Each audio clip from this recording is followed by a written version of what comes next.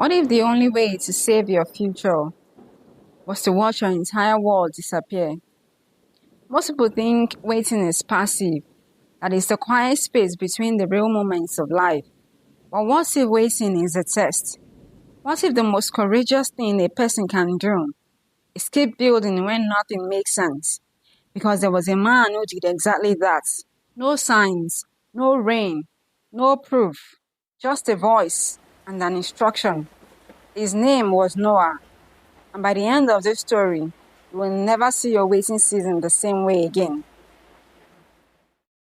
The earth was loud, not with music or celebration, but with violence. Scripture says the earth was filled with it. Every thought, every intention in the hearts of men was only evil continually. The world had drifted so far from God that it grieved, and that word matters. It grieved, not raged, but grieved. The way a father grieves a child who chose destruction over love. But there was a man, not perfect, not famous, not powerful. He was just faithful. Noah walked with God in a world that had forgotten God's name, and one day, God spoke to him. The end of all flesh has come before me. Make yourself an ark. No explanation of rain, no promise of a timeline, just an instruction, a set of measurements, a mission that would consume the rest of Noah's productive life. Think about what Noah had to do before a single drop fell. He had to find the wood, cut it, haul it, shape it, seal it with pitch inside and outside. Every plank, every beam, every wall of a structure longer than a football field and taller than a 4-story building. He had to do this in public, with neighbors watching, with people who had never seen rain, asking why he was building a boat in the middle of dry land. But he kept building, day after day, year after year, while the world laughed, while nothing in the sky confirmed what he believed, while every sunrise looked exactly like the one before it, ordinary, quiet, dry. This is where most people would have stopped. This is where doubt would have found its entrance. But Noah's waiting was not passive. It was active. It was loud with hammering and sawing and sealing. His waiting looked like work. His faith looked like labor. He preached with his hands when no one would hear him with their ears. And then something surprising happened. No thunder, no dark clouds, not yet. Something stranger. The animals came, 2 by 2, 7 by 7, from directions Noah had not called them from distances that made no human sense. Lion walking beside lambs, birds landing on beams still wet with pitch, creatures of every kind, filing into the ark as if an invisible hand was shepherding each one home. Imagine being Noah in that moment. Imagine watching the wild things of the earth respond to a command you did not give. This was God's signature. The moments the impossible became undeniable. The moments the man who had looked like a fool for a century suddenly understood that every single day of waiting had been intentional, ordered, necessary. The animals did not come early. They came exactly on time. Then the Lord shut him in. Not Noah, not his sons.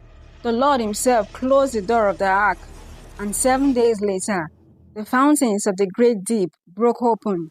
The windows of heaven poured out, and the rain fell for 40 days and 40 nights, and the waters rose for 150 days. Everything that had breath on dry land died. But inside the ark, life continued. Noah did not see the destruction. He heard it perhaps, but God had placed him inside before the judgment began. His obedience became his shelter. His faithfulness became the walls around his family. The waters rose and the ark floated, and the man who had looked foolish was the only man alive.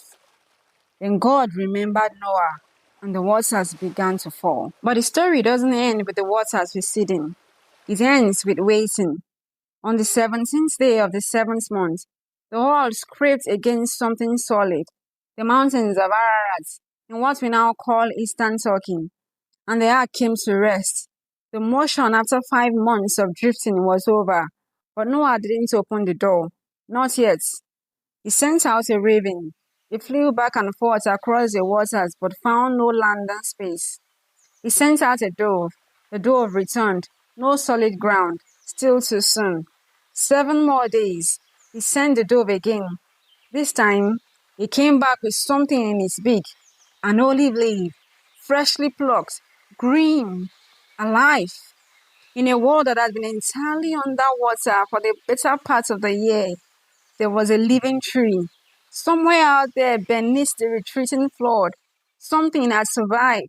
Something green had pressed up through the seals and reached again toward the light. That leaf was not just evidence that land existed. It was evidence that life wanted to continue. He waited 7 more days. He sent the dove a third time. This time, he did not return, and still, Noah did not open the ark until God told him to. 40 days of rain, 150 days of flooding, and then months of receding water. The dove, then the branch, then the open sky. And God spoke, "Go out of the ark." And Noah stepped out onto a world that had never walked on before.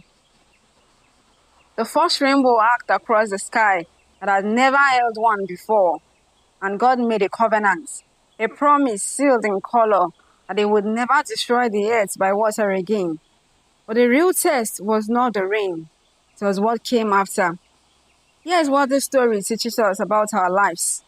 Waiting is not a pause between the story. Waiting is a story. Noah's 100 years of building was not the prelude to his purpose. It was his purpose. The animals arriving was not luck.